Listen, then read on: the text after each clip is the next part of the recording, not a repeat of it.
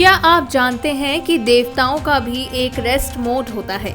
बिल्कुल सही सुना आपने। जिस तरह हम इंसान आराम करते हैं, ठीक वैसे ही देवता भी एक विशेष समय पर विश्राम करते हैं। हिंदू धर्म में एक ऐसी बेहद पवित्र और शुभ तिथि आती है जब भगवान विष्णु क्षीर सागर में योग निद्रा में चले जाते हैं और फिर पूरे 4 महीने बाद जागते हैं।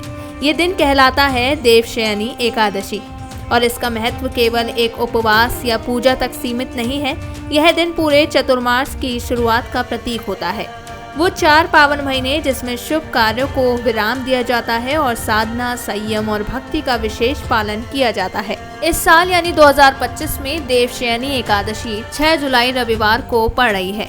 यह केवल भगवान विष्णु के भक्तों के लिए ही नहीं बल्कि उन सभी के लिए महत्वपूर्ण है जो अपने जीवन में आध्यात्मिक संतुलन, आत्मशुद्धि और दिव्यता चाहते हैं।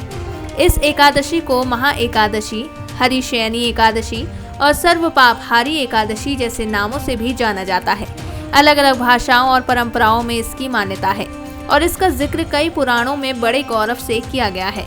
तो आइए इस खास वीडियो में हम जानेंगे देवशयनी एकादशी की तिथि और शुभ मुहूर्त, इस दिन की पूजा विधि और उपवास नियम, व्रत का आध्यात्मिक और पौराणिक महत्व और सबसे खास किन राशियों को मिलेगा इस दिन का विशेष फल और शुभ योग का लाभ। अगर आप भी जानना चाहते हैं कि भगवान विष्णु के विश्राम काल में कैसे पाएं उनका आशीर्वाद, तो इस वीडियो को अंत तक जरूर देखिए।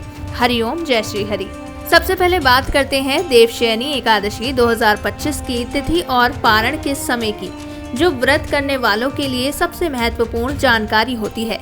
इस बार यह पावन एकादशी 5 जुलाई 2025 को शाम 7 बजे से शुरू होकर 6 जुलाई को सुबह 9:15 तक रहेगी।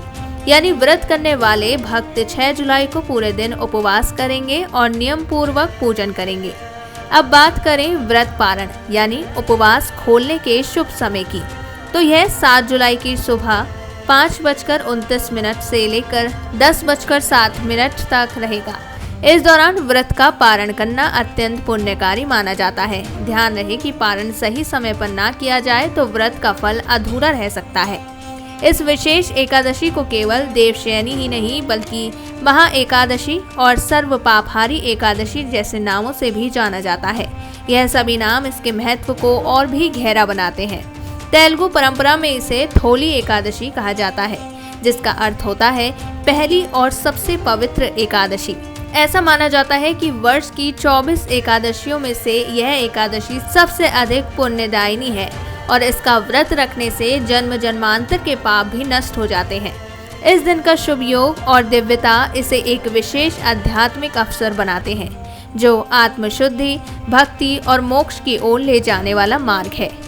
अब जानते हैं कि देवशयनी एकादशी का इतना खास महत्व क्यों है और ये दिन हमें क्या संदेश देता है। देवशयनी एकादशी, जिसे हरिशयनी या पद्मा एकादशी भी कहा जाता है, केवल एक व्रत नहीं है, ये एक आध्यात्मिक परिवर्तन की शुरुआत है। इसी दिन से चतुर्मास का आरंभ होता है, यानी वो 4 पवित्र महीने जब भगवान विष्णु योग निद्रा में चले जाते हैं। इस दौरान सभी मांगलिक कार्य जैसे विवाह, गृह प्रवेश, मुंडन आदि रोके जाते हैं और साधना, सेवा और संयम को प्राथमिकता दी जाती है। पौराणिक ग्रंथों में इसका गहरा महत्व बताया गया है। पद्म पुराण के अनुसार इस दिन पूरे नियम और भक्ति भाव से व्रत रखने से मनुष्य के सभी पाप नष्ट हो जाते हैं और उसे मोक्ष यानी जन्म मरण के चक्र से छुटकारा मिल सकता है। वहीं ब्रह्मवैवर्त पुराण में कहा गया है कि इस व्रत को करने से सभी मनोकामनाएं पूर्ण होती हैं, चाहे वह सुख संपत्ति की हो, संतान की हो या मानसिक शांति की हो। भागवत महापुराण में बताया गया है कि आषाढ़ शुक्ल एकादशी को भगवान विष्णु क्षीर सागर में शेषनाग पर शयन करते हैं, यानी वे एक गहरी योग निद्रा में चले जाते हैं और फिर 4 महीने बाद कार्तिक शुक्ल एकादशी को जब वो जागते हैं तो उस दिन को प्रबोधिनी एकादशी कहा जाता है। इन 4 महीनों को ईश्वर का विश्राम काल और भक्तों के लिए आत्मशुद्धि और भक्ति काल कहा गया है। यही वो समय है जब पूरे भारतवर्ष में बड़े बड़े त्योहार आते हैं। जन्माष्टमी, गणेश चतुर्थी, नवरात्रि और दीपावली। ये पर्व केवल उत्सव नहीं होते बल्कि भगवान के साथ हमारे संबंध को और गहरा बनाने के अवसर होते हैं। इसलिए देवशयनी एकादशी सिर्फ एक दिन का उपवास नहीं है, ये एक संकल्प है, एक नई शुरुआत का।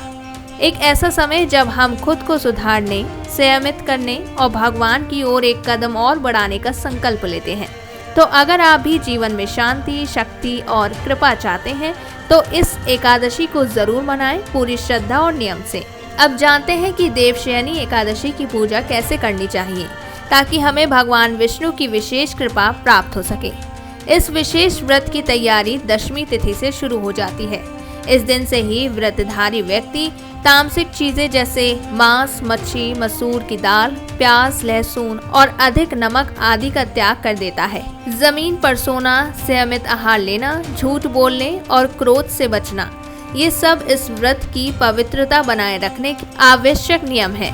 यह दिन केवल शारीरिक नहीं बल्कि मन, वाणी और कर्म की भी शुद्धता का प्रतीक है। फिर एकादशी के दिन सुबह ब्रह्म मुहूर्त में उठकर स्नान करें और स्वच्छ वस्त्र धारण कर व्रत और पूजा का संकल्प लें। पूजा स्थान को शुद्ध करें और एक साफ चौकी पर लाल या पीला कपड़ा बिछाएं। उस पर एक कलश या कुंभ स्थापित करें जिसमें शुद्ध जल, कुछ धन, सुपारी, अक्षत और सिक्का रखें। कलश के ऊपर आम या अशोक के पत्ते रखें और उस पर भगवान विष्णु की मूर्ति या तस्वीर स्थापित करें। अब भगवान विष्णु को पीले वस्त्र पहनाएं, उन्हें चंदन, कुमकुम, हल्दी और फूल अर्पित करें। विशेष रूप से पीले फूल, तुलसी दल, पीले फल और मीठा नैवेद्य चढ़ाना अत्यंत शुभ माना जाता है। इसके बाद भगवान को पंचामृत, दूध, दही, घी, शहद और गंगा जल से स्नान करवाएं। स्नान के बाद उन्हें नए वस्त्र पहनाएं, फूलों की माला पहनाएं, दीपक और धूप से आरती करें। अब भगवान को पान, सुपारी, मिष्ठान और तुलसी पत्र अर्पित करें और पूरे श्रद्धा भाव से इस मंत्र का जाप करें। ओम नमो भगवते वासुदेवाय नमः। यह मंत्र विष्णु भक्ति का मूल आधार है और इसके जाप से मन को शांति और आत्मा को साक्षात्कार का अनुभव होता है। फिर आरती करें और दिन भर उपवास का पालन करते हुए प्रभु का ध्यान, भजन, स्तुति, व्रत कथा और सत्संग में समय बिताएं। भोजन में फलाहार, दूध, सूखे मेवे या व्रत में मान्य सात्विक चीजें ही ग्रहण करें। रात को भी जमीन पर सोएं और मन में प्रभु की स्मृति बनाए रखें। ऐसी श्रद्धा और विधि पूर्वक की गई पूजा भगवान विष्णु को अति प्रिय होती है और वे अपने भक्तों को विशेष रूप आशीर्वाद देते हैं। पापों का नाश होता है, पुण्य की प्राप्ति होती है और जीवन में सुख समृद्धि आती है। अब बात करते हैं उन राशियों की जिनकी किस्मत इस बार देवशयनी एकादशी पर चमक सकती है, क्योंकि इस विशेष दिन त्रिपुष्कर, शुभ, साध्य और रवि जैसे 4 शुभ योग बन रहे हैं जो कुछ राशि वालों के लिए विशेष फलदायी सिद्ध होंगे। सबसे पहले बात करें कर्क राशि की, तो आपके अटके हुए कार्य पूरे होने की संभावना है। कार्य क्षेत्र में स्थितियां आपके पक्ष में रहेंगी और आमदनी में भी बढ़ोतरी हो सकती है। पारिवारिक और वैवाहिक जीवन में सामंजस्य और प्रेम बढ़ेगा। अब आते हैं कन्या राशि पर। भगवान विष्णु की कृपा से आपको करियर और शिक्षा के क्षेत्र में उन्नति मिलेगी। जो लोग रोजगार की तलाश में हैं, उन्हें अच्छे अवसर प्राप्त हो सकते हैं। पारिवारिक जीवन में भी सुख शांति बनी रहेगी और संतान पक्ष से भी शुभ समाचार मिल सकता है। धनी राशि वालों के लिए यह एक विशेष आध्यात्मिक समय होगा। आप धार्मिक कार्यों में रुचि लेंगे और मानसिक शांति प्राप्त करेंगे। इस समय आप सही निर्णय लेने के सक्षम होंगे और कोई बड़ा पारिवारिक मांगलिक कार्य भी संभव है। जो लोग विवाह योग्य हैं, उन्हें अच्छा रिश्ता मिलने की संभावना है। और अंत में कुंभ राशि। इस राशि के जातकों की ऊर्जा और आत्मविश्वास में वृद्धि होगी। अपने कौशल को निखारने का प्रयास करेंगे और उसमें सफलता भी मिलेगी। पैतृक व्यवसाय में लाभ मिलने के संकेत हैं। पुराने दोस्तों से मुलाकात हो सकती है और स्वास्थ्य भी बेहतर बना रहेगा। इन शुभ योगों और ग्रहों की अनुकूलता के चलते इन राशियों के लिए देवशयनी एकादशी 2025 विशेष फल देने वाली साबित हो सकती है। तो दोस्तों, देवशयनी एकादशी न केवल एक व्रत है, बल्कि यह एक आध्यात्मिक यात्रा की शुरुआत है। संयम, भक्ति, साधना और शुद्ध जीवन का 4 महीनों का संकल्प। अगर आप भी भगवान विष्णु की कृपा पाना चाहते हैं तो इस एकादशी पर व्रत रखें, नियमों का पालन करें और सच्चे मन से श्री हरि की पूजा करें। वीडियो पसंद आया हो तो लाइक करें, शेयर करें और ऐसे ही धार्मिक और पौराणिक जानकारी के लिए चैनल को सब्सक्राइब करना ना भूलें। हरि ओम, जय श्री हरि।